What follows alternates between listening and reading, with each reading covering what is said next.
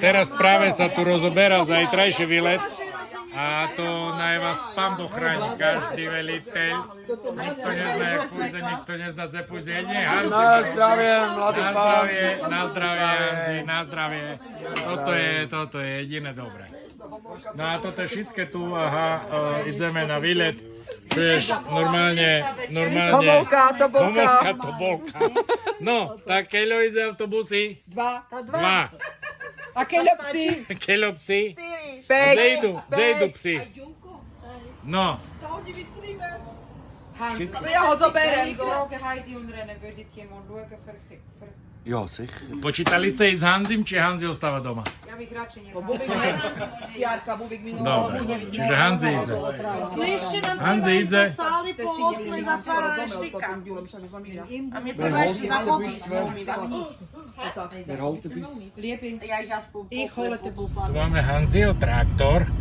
Mali sme ešte pôvodne fociť pri nemu, ale má veľa roboty, lebo myslím, že tam nejakú kariéru už veže. Takže toto je Hanziho traktor. Tu Hanzi robí reparatúru cesty. Práve sme sa zastavili u môjho kamaráta Karla Gota.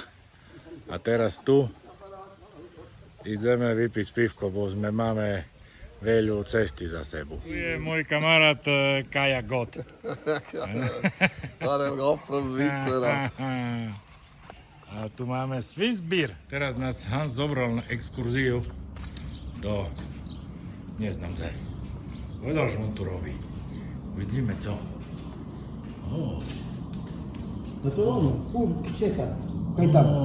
Farma na kurčata. Krásne. Super.